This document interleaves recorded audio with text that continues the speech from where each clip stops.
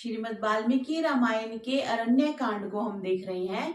कल हमने 25 सर्ग पूरे कर लिए थे और 25वें सर्ग में हमने ये देखा था कि मारीच नामक का राक्षस एक मृग का, जिसके ऊपर सोने के कुछ चित्रकारी करी हुई थी, ऐसा वो मृग का रूप बना करके माता सीता के आसपास उनके वो जो गार्डन था, उनका जो उपवन था, उद्यान था, उसमें वो घूमने लगा, जिसको देख करके सीता माता बड़ी चकित हुई। यहाँ तक हमने कल देखा था।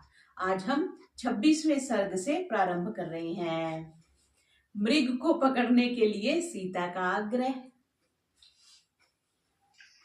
सातम संप्रेक्ष्य सुश्रोणी कुसम अन्य पचिन्वती भर्तारम अभिचक्रंद लक्ष्मणम चापी सायुध। पुष्पों को चुनती हुई सर्वांग सुंदरी सीता ने उस मृग को देखकर राम और लक्ष्मण को आयुधों सहित आने के लिए उच्च स्वर से पुकारा। आयुध कहते हैं शस्त्रों को, जैसे कोई बंदर आ जाए घर में तो बोलते हैं ना, ऊपर आओ जी, जो है घर में ऊपर आओ, लाठी लेके आओ। तो इस तरह से उसने श्री राम और लक्ष्मण को बोला कि अपने आयुध लेकर, अपने जो शस्त्र हैं वो लेकर के आओ। तया अहुतो नर व्याघ्रो वैदेहा राम लक्ष्मणौ वीक्षमानो तु तम देशम ददृष्टु मृगम। सीता द्वारा बुलाए जाने पर नर केसरी राम और लक्ष्मण दोनों भाई उस स्थान पर पहुंचे जहां सीता थी। वहां पहुंचकर उन लोगों ने भी उस माया मृग को देखा। शंखमानस्तु तम दृष्ट्वा लक्ष्मणो रामं ब्रवीत तम अवैन महामन्ये मारीचम राक्षसं मृगम। उस मृग को देखते ही लक्ष्मण के मन में संदेह उत्पन्न हुआ और उन्होंने श्री राम से कहा कि मुझे तो ऐसा प्रतीत होता है कि मृग के रूप में यह राक्षस मारीच है। अच्छा, उनको राम लक्ष्मण जी को नाम भी समझ में आ गया। बोले कि मुझे ऐसा लग रहा है कि ये राक्षस मारीच है। मृगो वो विधो रतन विचित्रो नास्ति राघव जगत्याम जगदीनाथ मायशा ही ना संशय। हे पृथ्वीनाथ रघुकुल भूषण राम, रत्नों से विभूषित इस प्रकार का विचित्र मृग संसार में कभी देखा नहीं गया। अतः निस्संदेह ये सब माया है, बनावट है, प्राकृतिक नहीं है। जो माया है तो वो तो कुछ भी हो सकती है। और वैसे भी कहते हैं जो बहुत सुंदर होती है ना, इसलिए ऐसा भी कहते हैं ना, जो बहुत सुंदर लोग होते हैं वो भी बहुत अच्छे नहीं माने जाते। साधारण सा व्यक्ति को होना चाहिए ताकि ठीक ठाक सा हो। तो अब क्योंकि वो बहुत सुंदर है तो वो सब माया है, वो बनावट है, वो दिखावट है जी। एवं ब्रुवाणं काकुत्स्थं प्रतिवार्य शुच अस्मिता उवाच सीता संतृष्टा शध्यना हृत चेतना। छद्म वेशधारी, छद्म वेशधारी जिसको कहते हैं बहुरूपिया, माया मृग को देखने से हत बुद्धि हुई सीता लक्ष्मण को बोलने से रोककर परम प्रसन्न एवं मुस्कुराकर श्री राम से बोली। आर्य पुत्र अभिरामो असौ मृगो हर्ति मे मनः आन्यनम महाबाहो क्रीडार्थम नो भविष्यति। हे आर्य पुत्र, देखो पहले पत्नियां पति को आर्य पुत्र के नाम से बुलाती थी। महाभारत में भी हमने देखे और ये रामायण का भी हमें प्रमाण मिल रहा है। तो आर्य जो है वो बाहर से नहीं आए, जैसे कई लोग बोल देते हैं ना कि आर्य तो बाहर से आए। ये मुसलमान लोगों को कहो ना कि तुम बाहर से आए हो तो फिर वो कहते हैं ना कि तुम मूर्ख हो, तो कहते हैं तुम भी मूर्ख हो, है ना। तो जब दूसरे को कहते हैं कि तुम भी मूर्ख हो तो तुमने ये तो स्वीकार कर लिया ना कि तुम भी मूर्ख हो। तो अब हम उनको कहते हैं कि तुम बाहर से आए, तो वो कहते हैं कि आर्य लोग भी बाहर से आए थे। तो आर्य लोग बाहर से नहीं आए थे। अब रामायण कितनी पुरानी है, उसमें भी वो आर्य पुत्र शब्द यूज कर रही है सीता श्री राम जी के लिए कि हे आर्य पुत्र, यह परम मनोहर मृग मेरे मन को अपनी ओर आकृष्ट कर रहा है। हे महाबाहो, आप इसे पकड़ लाओ, यह हम लोगों के लिए मन बहलाने का साधन सिद्ध होगा, क्योंकि जंगल में और तो कुछ है नहीं। तो उन्होंने बोला कि आप इसी को पकड़ लाओ। न चास्य सदृशो राजन दृष्ट पूर्वो मृग पुरा तेज राजसा क्षम्या दीपत्या यथा अयम मृग सत्मः। हे राजन, इस मृग के समान तेजस्वी, सौम्य और कांतिमान मृग मैंने पहले कभी भी नहीं देखा। नाना वरन विचित्र अंगो रतन बिंदु समाचिता द्योतयन वन वनम व्यग्रम शोभते शशि सन्निभा। इसका रंग बिरंगा, बीच बीच में रतन की बिंदुओं से युक्त शरीर कैसे शोभा दे रहा है। यह मृग चंद्रमा के समान संपूर्ण वन भूमि को शांत भाव से प्रकाशित कर रहा है। क्योंकि वो जैसे आजकल वो बच्चे कपड़े नहीं पहनते, उस पे भी बड़ी वो चिमकी चमकी सी लग जाती है, कुछ ना कुछ लगा देते हैं तो वो कितना चमक रहा है। अभी मैं रात को दोपहर को छत पे खड़ी थी तो नीचे एक लेडी निकली, तो नेवी ब्लू कलर का उसने पहना और उस पे बड़ा वो चमकी चमकी सा, तो मैंने दोबारा फिर उसको मुड़ के देखा कि कितना अच्छा लग रहा है। मतलब मेरे मन में भी ये आया। तो ये जो हमारा एक स्त्रियों का स्वभाव होता है ना, ये बड़ा नरम होता है। कुछ भी सुंदर चीज दिखेगी तो मुड़ के देखेंगे, दोबारा देखेंगे। तो आजकल तो बहुत ही वो चमकी चमकी सा, चमकीली सी चीजें मिलती हैं, तो वही सीता जी को उसने आकर्षित कर लिया। अहो रूप महो स्वर संपत शोभना मृगो अद्भुतो विचित्र अंगो हृदयम हरति में। अहो, इसका रूप कैसा अनुपम है, इसकी कांति कितनी प्रिय है और इसकी स्वर लहरी कितनी मनोहर है। हे राम, विचित्र अंगों वाला यह हिरण मेरे मन को हर रहा है। जैसे कोई वस्तु अच्छी पसंद आ जाती है तो हम उसके लिए जिद करते हैं, ये चाहिए ही चाहिए। यदि ग्रहणम अभ्यति जीवनेव मृग सतम आश्चर्यभूतम भक्ति विस्मयम जनयिष्यति। यदि यह मृग जीवित पकड़ लिया जाए तो यह एक आश्चर्यपद पदार्थ आश्रम में रहकर विस्मय उत्पन्न किया करेगा। बोले एक अद्भुत सी चीज है, सब लोग इसको देखेंगे और सब अच्छा लगेगा सबको।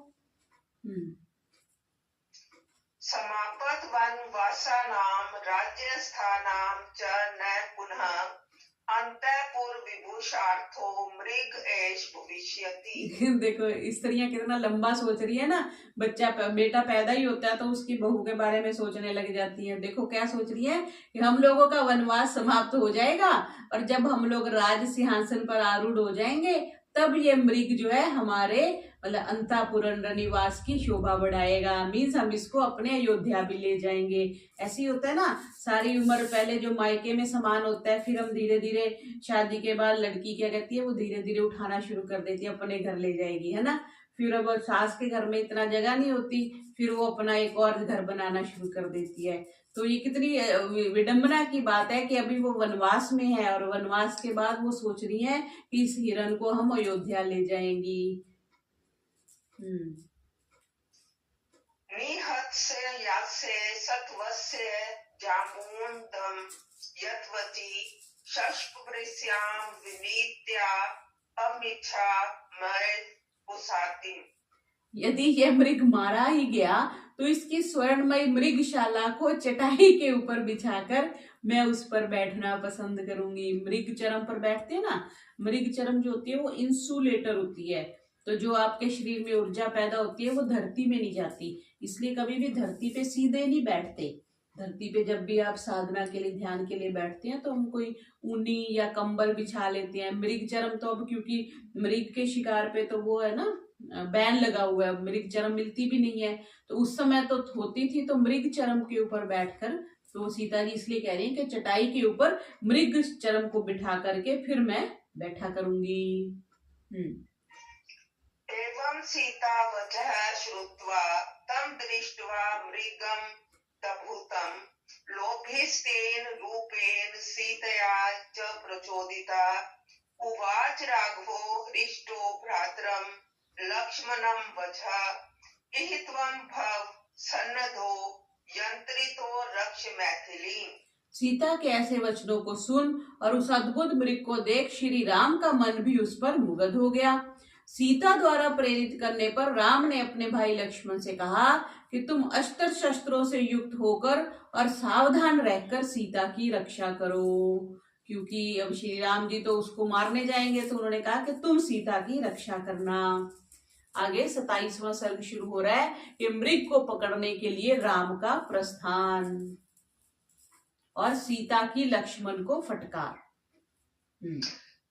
तथा तु तं समादिश्य भ्रातरं रघुनन्दनः बबन्ध्यासि महातेजा जाम्बून् दयत् सरुम्।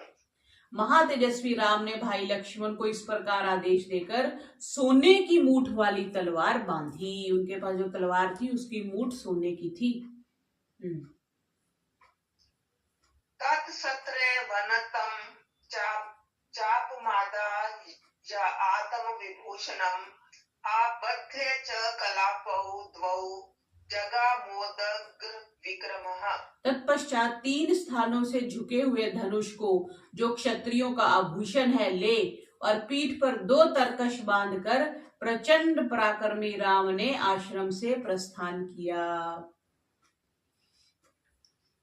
तम वंच्यानो राजेन्द्रमा पतन्तं निरीक्ष्य वै बभूव अंत अर्हित 17 पुनः संदर्शने अभवत। श्री राम को अपनी ओर आते देख धोखेबाज मारीच भयभीत होकर कुछ देर के लिए छिप गया, क्योंकि जब श्री राम ने अस्त्र शस्त्र उठा लिए तो उसको तो भयभीत होना ही था। थोड़ी देर पश्चात फिर सामने आ गया। आवेक्ष्य धावन्तं धनुष्पाणि महावने अतिवृत मिशो पाताल उभयानम कदाचन। उस महावन में धनुष पानी राम को अपने पीछे दौड़ लगाते हुए देखकर वह मृग कभी तो कुलांचे मारकर दूर निकल जाता और कभी अति समीप आकर उनको लुभाता। तो वो जो मारीच था वो अपनी, जिसको कहते हैं, एक्टिंग करने लग गया, क्योंकि उसको तो श्री राम को दूर लेके जाना था। दर्शना देवम सो अपाकर्षत राघवम सुदूर आश्रमस्य मारीचो मृगताम गधा। इस प्रकार कभी छिपता कभी दृष्टिपथ में आता हुआ मृग रूपधारी मारीच श्री राम को उनके आश्रम से बहुत दूर ले गया। आसीत क्रुद्धस्तु काकुस्थो विवशतेन मोहिता ततो रामो महातेजस्तं हन्तुम कृत निश्चय। जब उस मृग के सौंदर्य पर मोहित होकर श्री राम इस प्रकार चले गए तब वे अत्यंत क्रुद्ध हुए और महातेजस्वी राम ने उस मृग को मार डालने का निश्चय किया। क्योंकि वो कभी सामने आ रहा है कभी दूर हो छुप रहा है, तो श्री राम क्रुद्ध हो गए और उन्होंने सोचा कि इसको मार ही लेते हैं, जीवित तो इसको पकड़ना कठिन है। भूयस्तु शरम उद्घृत्य कुपितस्तत्र राघवा सूर्य रश्मि प्रतीकाशम ज्वलंत मरीमर्दनः। फिर तो उन्होंने रोष में भरकर बड़े वेग से अपने तरकश से सूर्य की भांति दीप्यमान शत्रु विदारक एक बाण निकाला। संधाय सुदृढ़े चापे विकृष्य बलवद बलि मुमोच जबलितम दीप्तम अस्त्रम ब्रह्म विनिर्मितम। उस बाण को अपने दृढ़ धनुष पर चढ़ा और धनुष की प्रत्यंचा को बलपूर्वक खींचकर महाबली राम ने ब्रह्मा के बनाए हुए उस दीप्यमान अस्त्र को मृग पर लक्ष्य करके छोड़ दिया। विनदन भैरवम नादम धरण्यमा अलग जीविता म्रियमन अस्तु मारीचो जहोताम कृताम तनु। उस बाण के आघात से थोड़ी देर जीने वाले मारीच ने पृथ्वी पर गिरकर भयंकर नाद किया। मरते समय उसने मृग के बनावटी शरीर को भी त्याग दिया। तो त्यागना ही था उसने। समृत्वा तद्वचनम रक्षो दध्यो केन तु लक्ष्मणम इहि प्रस्थाप्य सीता शून्य ताम रावणो हरे। उस समय रावण के आदेश का स्मरण करता हुआ वह विचारने लगा कि क्या उपाय किया जाए जिससे सीता लक्ष्मण को यहाँ भेजे और रावण एकांत पाकर सीता का अपहरण कर ले। सप्रापत कालम आज्ञाए चकार च तथा स्वरम सदृशम राघवस्यैव हासीते लक्ष्मणेति च। उपयुक्त अवसर जानकर मारीच ने श्री राम के कंठ स्वर का अनुकरण करते हुए, जो हिरण का शरीर ले सकता है वो तो वो आवाज की भी नकल कर सकता है, तो उसने श्री राम की आवाज की नकल करी और कंठ स्वर का अनुकरण करते हुए हा लक्ष्मण हा सीते इस प्रकार आर्तनाद किया, मतलब ये दिखाने के लिए कि वो आवाज श्री राम की है। तत्र रामं भयं तीव्रं श्रुत्वा विवेश तत्स्वरं त्वरमानो जनस्थानं ससार अभिमुख सददा। उस समय मृग रूपी मारीच के उस आर्तनाद को सुनकर श्री राम के हृदय में भय उत्पन्न हो गया, अतः उन्होंने शीघ्रता पूर्वक जनस्थान की ओर प्रस्थान किया। उनको समझ आ गई कि कुछ गड़बड़ है, वापिस मुझे जाना चाहिए। आर्त स्वरम तू तम भर्तुर्विजयाय सदृशम वने उवाच लक्ष्मणम सीता गच्छ जाने ही राघवम। उधर जब सीता जी ने वन में अपने पति के कंठ स्वर के सदृश उस आर्तनाद को सुना, तब उसने लक्ष्मण से कहा कि तनिक जाकर राम का पता तो लगाओ, क्योंकि उसने राम जी की आवाज निकाली थी। आक्रंदमानं तु वने भ्रातरं त्रातुमर्हसि रक्षसां वशं पन्नं सिंहानामेव गोवृषम्। सिंह के वश में आने वाली गाय अथवा बैल के सदृश राक्षसों के वश में पड़कर आर्तनाद करने वाले अपने भाई की तुम अवश्य रक्षा करो। वो कह रही है कि जैसे एक गाय शेरों के उसमें आ जाती है या बैल आ जाता है, राक्षसों के वश में अगर तुम्हारे भाई पड़ गए हैं तो तुम्हें उनकी रक्षा करनी चाहिए। सीता ऐसी बोलती है।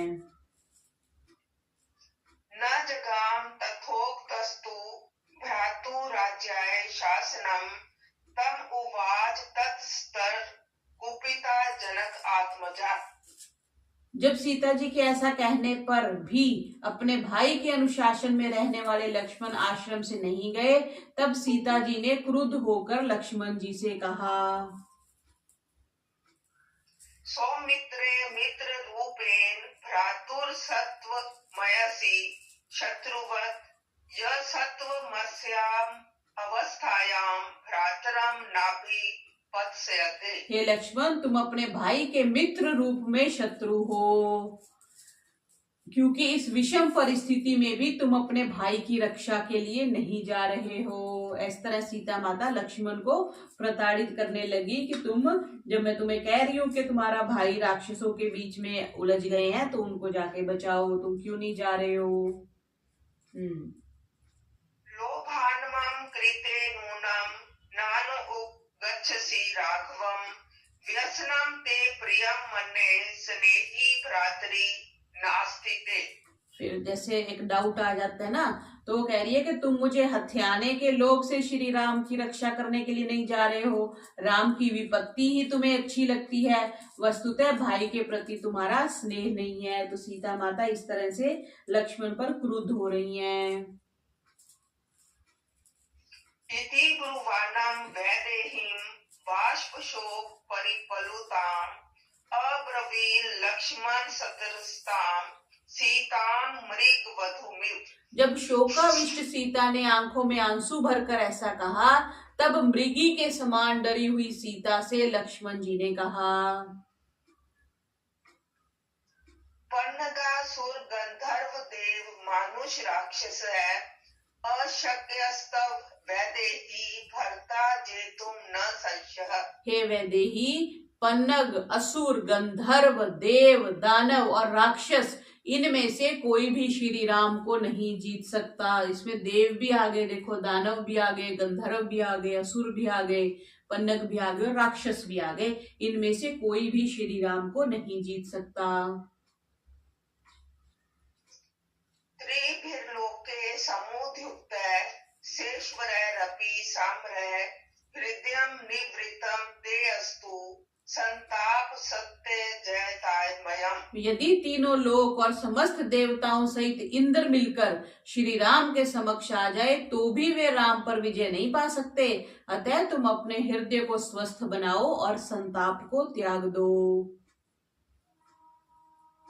आगमिष्यति ते भर्ता शीघ्रं हत्वा मृगत्वं न च तस्य स्वरो व्यक्तं माया केनचित् कृतः। उस मृग को मारकर तुम्हारे पति शीघ्र ही लौटेंगे। जो आर्तनाद तुमने सुना है वह निश्चय ही तुम्हारे पति का नहीं, यह किसी मायावी का है।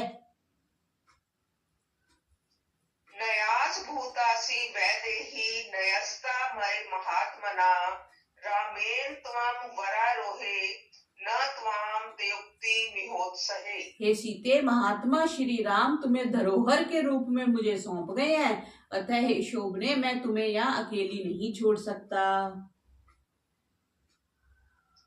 लक्ष्मणे नैव मुक्ता सक्रुधा सरक्तलोचना अब्रवीत परुषं वाक्यं लक्ष्मणं सत्यवादिनं। लक्ष्मण के ऐसा कहने पर सीता जी के नेत्र क्रोध से लाल हो गए और वे सत्यवादी लक्ष्मण के प्रति कठोर शब्दों में बोली। अनार्य करुणा आरंभ निरीशंस कुलपांसन अहम तव प्रियम मन्ये रामस्य व्यसनम महत्। हे अनार्य, कठोर हृदय, क्रूर स्वभाव और कुल कलंक, मैं जान गई कि श्री राम का विषादग्रस्त होना तुझे भला लगता है। ऐसा सीता जी लक्ष्मण को बोल रही हैं। सुदुष्टस्तम वने राम एक मेको अनुगच्छसि मम हेतो प्रतीक्षण परयुक्तो भरतेन वा। लक्ष्मण, तेरा स्वभाव बहुत खोटा है, इसी से तू अकेला मुझे प्राप्त करने के लिए श्री राम के साथ वन में आया है, अथवा भरत की प्रेरणा से अपने भावों को छिपाकर तुम राम के पीछे घूम रहे हो। तन्न सिद्धति सौमित्रे तव वा भरतस्य वा समक्षम तव नृशंसे प्राण अस्तक्षे न सश्य। परंतु नृशंस लक्ष्मण, स्मरण रखो, तुम्हारी अथवा भरत की यह साध पूरी नहीं होगी। मैं तुम्हारे सामने ही अपने प्राण दे दूंगी। ऐसा सीता बोल रही है। क्रुद्ध हो गई ना, उसको लग रहा है कि ये दोनों भाई उनको मारना चाहते हैं। उसने प्लानिंग से वन में भेजा है, अब उन पे समस्या आ गई है तो लक्ष्मण उनकी सहायता भी नहीं कर रहे, ऐसा वो सोच रही हैं। गोदावरीं प्रवेक्ष्यामि विना रामेण लक्ष्मण अबांधिष्ये अथवा तयक्षे विस्मे देहम आत्मनः। हे लक्ष्मण, श्री राम के बिना मैं गोदावरी में डूब मरूंगी, अथवा गले में फांसी लगाकर मर जाऊंगी, अथवा किसी ऊंचे स्थान से गिरकर प्राण त्याग दूंगी। पिबाम्यहं विषं तीक्ष्णं प्रवेक्ष्यामि हुताशनं न त्वहं राघवादनयं कदापि पुरुषं स्पर्शे। मैं हलाहल विष का पान कर लूंगी अथवा अग्नि में कूदकर भस्म हो जाऊंगी, परंतु श्री राम को छोड़कर पर पुरुष का कभी स्पर्श भी नहीं करूंगी। रामं विना क्षणमपि न हि जीवामि भूतले इत्युक्ते परुषं वाक्यं सीतया रोमहर्षणम् अब्रवीर लक्ष्मणः सीतां प्राञ्जलि विजितेन्द्रिये उत्तरं नोत्सहे वक्तुं दैवतं भवतीमम्। श्री राम के बिना इस भूतल पर मैं एक क्षण भी जीवित नहीं रह सकती। जब सीता जी ने ऐसे रोमांचकारी और कठोर बातें कही तब जितेंद्रिय लक्ष्मण ने हाथ जोड़कर कहा कि आप मेरी पूज्य हैं, इसलिए मैं आपकी बातों का उत्तर नहीं दे सकता। जिसको कहते हैं ना प्रत्युत्तर देना।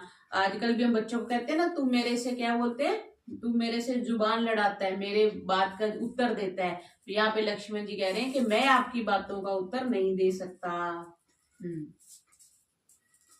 न सहे हीदृशं वाक्यं वैदेही जनक आत्मदे क्षोत्रिय अरुभयो मेरघ्य तप नाराष्ट सन्निभम। हे जनक कुमारी वैदेही, मैं ऐसे वाक्य सहन नहीं कर सकता जो तपाए हुए बाणों के समान मेरे दोनों कानों को विध रहे हैं, मीन्स दोनों कानों को बेंध रहे हैं। गमिष्य यत्र काकुस्थ स्वस्ति ते अस्तु वरानने रक्षन्तु त्वां विशालाक्षी समग्रा वन देवता। हे शुभानने, मेरी जीने जाने की इच्छा नहीं है, परंतु तुम्हारे दुराग्रह के कारण अब मैं राम के पास जाता हूँ। तुम्हारा कल्याण हो। हे विशालाक्षी, इस वन के समस्त देवता तुम्हारी रक्षा करें। निमितानि हि घोरानि यानि प्रादुर्भवन्ति मे अपि त्वां सह रामेण पश्येयं पुनरागतः। इस समय इस वन में भयानक अपशकुन हो रहे हैं। भाई राम के साथ वापस लौटकर मैं पुनः आपका दर्शन करूं, यह मेरी शुभकामना है। ततस्तु सीताम् अभिवाद्य लक्ष्मणा कृतांजलि किंचित अभिप्रणम्य च अन्वीक्षमानो बहुश्च मैथिलीं जगाम रामस्य समीप आत्मवान। तदनंतर जितेंद्रिय लक्ष्मण ने हाथ जोड़ और कुछ झुककर सीता को प्रणाम किया और फिर बार बार पीछे मुड़कर सीता को देखते हुए वे राम के पास चले। अब यहाँ पे ये देखने की बात है कि जब लक्ष्मण जब आश्रम से चले तो ऐसा लोक में प्रसिद्ध है ना कि उन्होंने सीता की रक्षा के लिए एक लाइन खींच दी थी कि इससे बाहर मत निकलना, जो इसके अंदर आएगा वो भस्म हो जाएगा। अब महर्षि वाल्मीकि प्रणीत जो रामायण है उसमें इस मिथ्या धारणा का समर्थन नहीं होता। तो वो जो तुलसीदास जी ने लिखा है इसका मतलब वो एक कल्पना है, उसका कोई प्रमाण हमें वाल्मीकि रामायण में नहीं मिलता। बस वो इतना कहकर चले गए कि वन के जो देवी देवता है वो तुम्हारी रक्षा करें। जी आगे 28वां रावण का आगमन। तदा असाध्य दशग्रीवा क्षिपर मंत्र अमास्थिता अभीचराम वैदेहीम परिव्राज करूप धृत। लक्ष्मण के जाते ही समीप छिपा हुआ रावण सन्यासी का रूप धारण कर सीता जी के सामने आ पहुंचा। समनम मनमत शराविष्टो ब्रह्म घोष मुदीरन अब्रवीत परीक्षितम वाक्यम रहिते राक्षस अधिपा। काम के बाणों से विद्ध राक्षस राज रावण वेद मंत्र तो उसको आते ही थे, वेद मंत्रों का उच्चारण करता हुआ एकांत आश्रम में सीता से विनय पूर्वक बोला। काशी कस्य कुतश्चित् तत्वं किम निमित्तं च दंडतान एकाचर्षि कल्याणी घोरान राक्षस सेवितान। हे कल्याणी, तू कौन है, किसकी स्त्री है, कहाँ से आई है, तेरे इस दंडक वन में आने का कारण क्या है, राक्षसों से सेवित इस भयंकर वन में तू अकेली क्यों विचर रही है। द्विजाति वेशेन ही तम दृष्ट्वा रावणाम अगतम सर्वैरपि अतिथि सत्कारे पूज्य मासा बलवीत्सा। सन्यासी वेशधारी रावण को आया देख सीता उसका यथा विधि आतिथ्य करके बोली। दुहिता जनक से हम मैथिलस्य महात्मना सीता नामन अस्मि भद्रम ते राम भार्या द्विजोत्तम। हे द्विजोत्तम, आपका कल्याण हो। मैं मैथिला के महाराज महात्मा जनक की पुत्री हूँ। मेरा नाम सीता है और मैं श्री राम की प्रिया भार्या हूँ। मम भर्ता महातेजा वयसा पंचविंशकः अष्टादश ही वर्षाणि मम जन्मनि गम्यते। जब हमारा विवाह हुआ उस समय मेरे पति श्री राम की अवस्था 25 वर्ष की थी और मेरी अवस्था 18 वर्ष की थी। देखो अब आयु आई है। श्री राम की जब विवाह हुआ उनकी आयु 25 वर्ष थी और सीता जी की आयु 18 वर्ष थी। उषित्वा द्वादश समा इक्ष्वाकुनाम निवेशने भुंजाना मानुष अनभोगा सरल काम समर्थिनी। विवाह के पश्चात 12 वर्ष तक, देखो ये पीछे भी बात आई थी ना कि विवाह के पश्चात भी श्री राम ब्रह्मचर्य से रहे थे। विवाह के पश्चात 12 वर्ष तक मैंने इक्ष्वाकु वंश राजभवन में रहकर मनुष्य सुलभ संपूर्ण भोगों को भोगते हुए अपने सभी मनोरथों को पूर्ण किया। ततस्त त्रयोदशे वर्षे राजा आमंत्र्यत प्रभु अभिषेचयितुं रामं समेतो राजमंत्री भी। तत्पश्चात 13वें वर्ष के आरंभ में संपूर्ण मंत्रिमंडल से विचार विमर्श कर महाराज दशरथ ने श्री राम को युवराज पद पर अभिषिक्त करने का निश्चय किया। तस्मिन् अभिप्रमाणे तु राघवस्य अभिषेचने कैकेयी नाम भर्तार मार्या स याचते वरम। जिस समय श्री राम के राज्य अभिषेक की तैयारियां चल रही थी, उस समय मेरी कनिष्ठ सास कैकेयी ने वर मांगा। मम परव्राजनम भर्तुर भरत स्यात् अभिषेचनम द्वाव्याचत भर्तारम सत्य संधम नृप उत्तमम। कैकेयी ने सत्य प्रतिज्ञा अपने पति महाराज दशरथ से मेरे पति के लिए वनवास और भरत के लिए राज्य अभिषेक, ये 2 वर मांगे। नाथे भोक्षे न च स्वपस्य न च पास्य कथंचन एष मे जीवित सयांतो रामो यथ अभिष्यते। उसने यह भी कहा कि मैं ना तो खाऊंगी, ना पीऊंगी और ना सोऊंगी। इतना ही नहीं, यदि राम का राज्य अभिषेक हो गया तो मैं अपने प्राण दे दूंगी। देखो कितनी सरल है सीता जी। ये वो जो रावण आया उसको सारी कहानी सुना रही है। इति ब्रुवाणाम कैकेयीं शशुरो मेषा मानदा अयाचता अर्थवर्थेन च यांचाम जकारसा।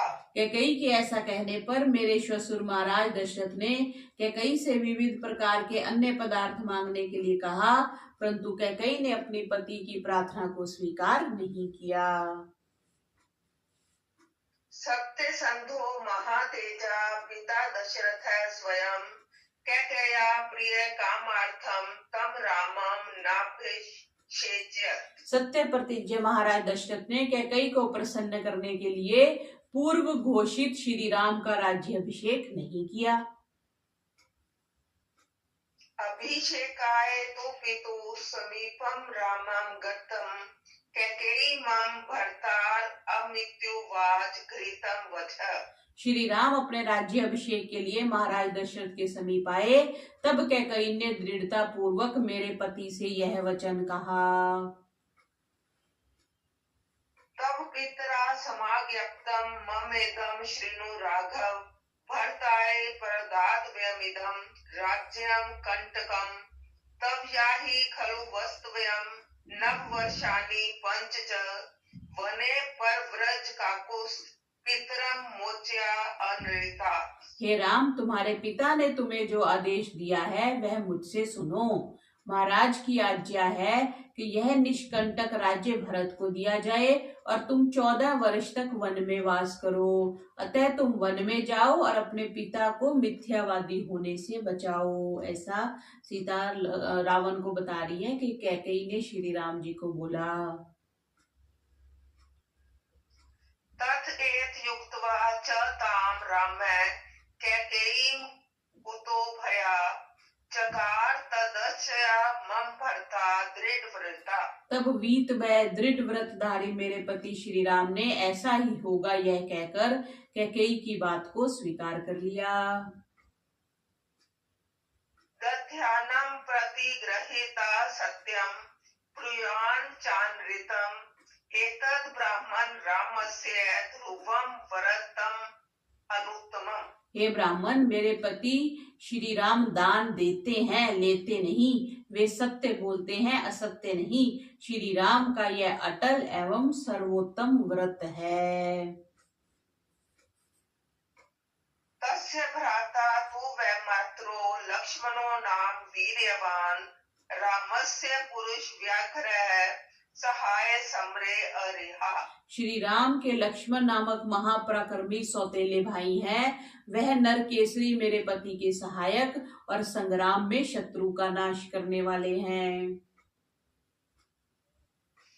ते वयं प्रत्युता राज्य कैकेयस्तु कृते त्रया विश्राम द्विज श्रेष्ठ वनम गंभीरम ओजसा। कैकेयी के कारण हम तीनों राज्य से भ्रष्ट होकर वनवासी बनाए गए। हे द्विज श्रेष्ठ, इस वन में हम लोग अपने ओज और पराक्रम से विचरण करते हैं। समाश्वस मुहूर्तम तु शक्यम वस्तु मिहितव्या आगमष्यति मे भ्रता वन्य मादाय पुष्कलम। यदि आप विश्राम करना चाहें तो थोड़ी देर यहाँ ठहरें। मेरे पतिदेव वन में होने वाले कंद मूल आदि लेकर आते ही होंगे। सत्वम नाम च गोत्रम च कुलम चाचक्ष तत्वता एकश्च दंडकारण्य किमर्थम च द्विज। हे ब्राह्मण, आप अपने नाम, कुल और गोत्र का भी ठीक ठीक परिचय दीजिए और यह भी बताइए कि आप अकेले इस दंडक वन में क्या कर रहे हैं। मैंने तो अपना सारा परिचय दे दिया, अब आप भी अपना परिचय दीजिए। एवं ब्रुवन्त्याम सीतायाम राम पत्न्याम महाबलः प्रत उवाचोतरम तीव्रम रावणो राक्षाधिपः। श्री राम की पत्नी सीता ने जब इस प्रकार पूछा, तब महाबली राक्षस राज रावण ने कठोर शब्दों में यह उत्तर दिया। येन वित्राचिता लोका सदैव असुर पन्नगा अहम स रावणो नाम सीते रक्षा अनुगेश्वरा। रक्षो गणेश्वरा। हे सीते, जिसने देव, असुर, पन्नगों सहित तीनों लोगों को आतंकित कर रखा है, मैं वही राक्षसों का राजा रावण हूँ। उसने अपना झूठ नहीं बोला, रावण ने सत्य बोला कि मैं रावण हूँ। भले ही वो सन्यासी के वेश में आया, राजा रावण है, तो फिर सीता ने ये नहीं पूछना चाहिए था कि तुम ये ऐसे क्यों। आगे शायद आएगा, चलिए आगे देखते हैं। त्वाम तु कांचन वर्णाभाम दृष्ट्वा कोशे वासिनी रतिम सौकेशु दारेषु नाधि गच्छामि निंदिते। अच्छा, ये बोल दिया कि हे आनंदिते, तेरे स्वर्ण के समान गौर वर्ण और रेशमी वस्त्रों को देखकर मुझे अपनी पत्नियों के प्रति प्रीति नहीं रही। ब्रह्मी नामोत्तम स्त्री नाम मित सतता सर्वासामेव भद्रम ते मम अग्रम हिषि भव। हे सीते, तुम्हारा कल्याण हो। मैंने इधर उधर से बहुत सी उत्तम उत्तम स्त्रियों का अपहरण कर अपने यहाँ ला रखी हैं। तुम उन सब की पटरानी बनो। रावण ने सही बोला, देखो सत्य बोल रहा है कि मैंने बहुत सी स्त्रियों का अपहरण करके ला रखा है और तुम उन सब की पटरानी बनो। लंका नाम समुद्र से मध्यमम महापुरी सागरेण परिक्षिप्ता निविष्टा गिरी मूर्धनि। चारों ओर समुद्र से घिरी हुई समुद्र के मध्य पर्वत की चोटी पर लंका नाम की मेरी महापुरी है। तत्र सीते मया सार्धम वनेषु विहर्ष्यसि न चास्यार अरण्ये वासस्य सप्रहस्यसि भामिनी। हे सीते, जब तू वहां वन में मेरे साथ विहार करेगी, तब हे भामिनी तू इस वन में रहना भी पसंद नहीं करेगी। मतलब वो बड़ी अच्छी जगह है, ये रावण सीता को बोल रहा है। पंचदश सहस्त्राणि सर्वाभरण भूषिता सीते परिचरिष्यन्ति भार्या भवसि मे यदि। हे सीते, यदि तू मेरी भार्या बनना स्वीकार करेगी तो संपूर्ण आभूषणों से समलंकृत 5 सहस्र दासियां तेरी परिचर्या करेंगी। 5000 दासियां। क्या करा लोगे 5000 दासियों से भला? रावणे नैव मुक्ता तु कुपिता जनक आत्मजा प्रत्युवाचान वाद्यांगी तमन अद्रित्य राक्षसम।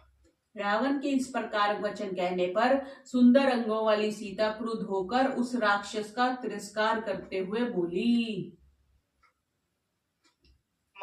महागिरिं वाक्यंपम महेंद्र सदृशं पतिं महोदधि मिवाक्षो भयम राम मनुव्रता। ये महान पर्वत के समान अचल अटल, समुद्र के समान क्षोभ रहित, इंद्र के समान अपने पति की अनुगामिनी हूँ। पति की प्रशंसा कर दी कि महान पर्वत के समान वो अचल है, अटल है, समुद्र के समान क्षोभ रहित है और इंद्र के समान अपने पति की अनुगामिनी हूँ। सर्व लक्षण संपन्नम न्यग्रोध परिमंडलम सत्य संतम महाभागमहम राम मनुव्रता। मैं संपूर्ण शुभ लक्षणों से युक्त वट वृक्ष के समान अपने आश्रितों की रक्षा करने वाले सत्यव्रती एवं महाभाग श्री राम की अनुगामिनी हूँ। त्वं पुनर्जम्बुकैसिहिं माम इच्छसि सुदुर्लभां नाहं शक्या त्वया सपृष्टम आदित्यस्य प्रभा यथा। तू गीदड़ के समान होकर मुझ दुर्लभ सिंहनी को प्राप्त करना चाहता है, किंतु तू मुझे उसी प्रकार नहीं छू सकता जिस प्रकार सूर्य की प्रभा को कोई नहीं छू सकता। सीता स्ट्रांग थी, ऐसे तो बोल रही है उसको स्ट्रांग के तुम मेरे को नहीं परेशान कर सकते। पादपान कांचन आनूनम बहुन पश्यसि मंदभाग राघवस्य प्रियां भार्यां यः सत्वं इच्छसि रावण। अरे अभागे रावण, जो तू श्री राम की प्रिय भार्या की इच्छा कर रहा है, तब निश्चय ही तू स्वप्न में बहुत से सोने के वृक्षों को देख रहा है। सोने का वृक्ष मतलब कि सोने के वृक्ष जैसे संसार में नहीं होते, वैसे तू मुझे पाना चाहता है, ऐसा सीता बोल रही है।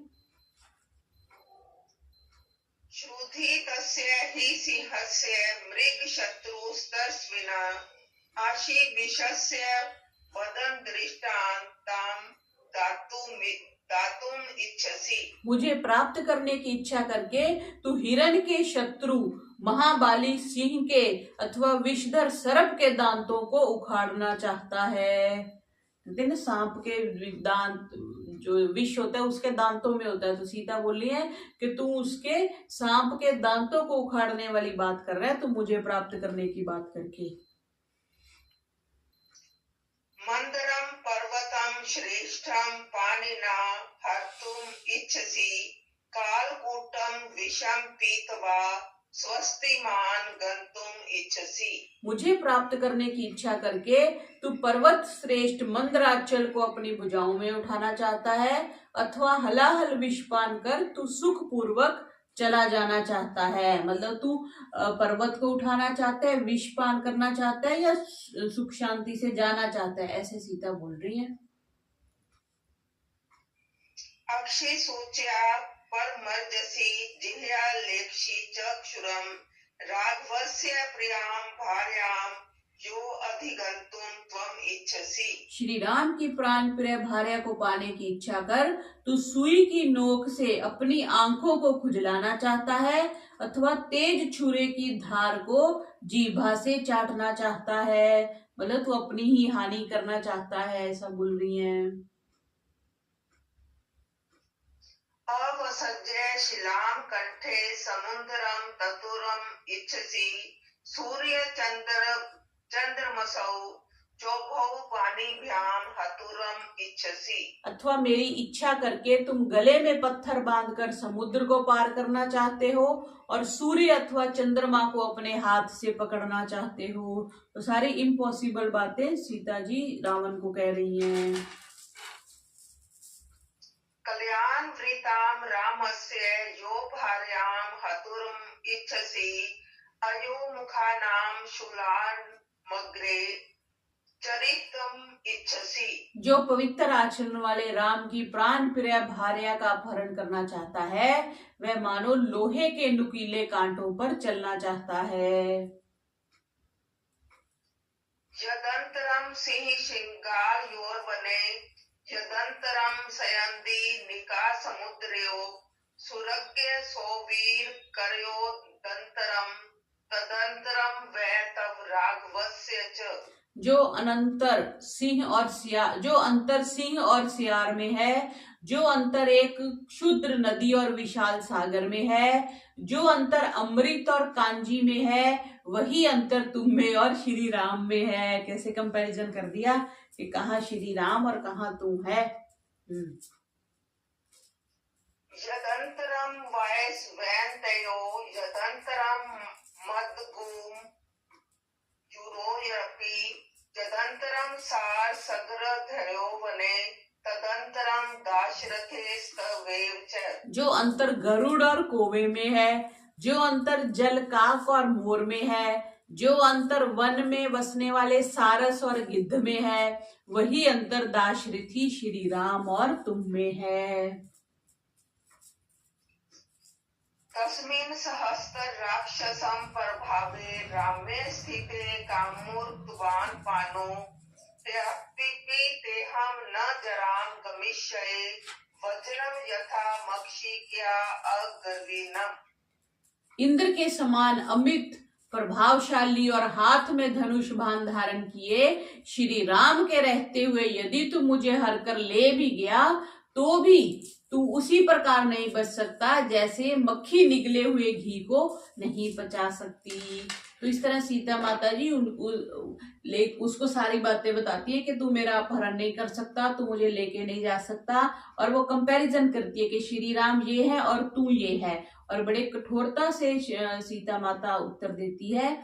और अब ये बात देखने की है कि जब वो सन्यासी बन के गया, रावण सन्यासी बन के गया उनके सामने, है ना, और फिर वो सत्य बोल रहे हैं कि मैं रावण हूं और हूं, तो ये बात थोड़ी सी अटपटी सी लग रही है। और इस पे विचार करते हैं कि वो सन्यासी था तो फिर वो सीता माता ने उसको ये प्रश्न क्यों नहीं किया कि तुम साधु बन के आए हो, तुम सन्यासी बन के क्यों आए हो। शायद अगले पाठ में आएगा, आगे तो नहीं आना चाहिए, क्योंकि जब उसने कह दिया मैं राक्षसों का राजा हूं, मेरी लंका पूरी है, तो फिर उसको सीता माता को पूछना चाहिए था ना कि तुम राजवेश में फिर क्यों नहीं आए। चलिए इसको आगे देखेंगे, आज का पाठ इतना ही करते हैं। बोलिए मर्यादा पुरुषोत्तम श्री रामचंद्र की जय। सर्वेभ्यो नमः।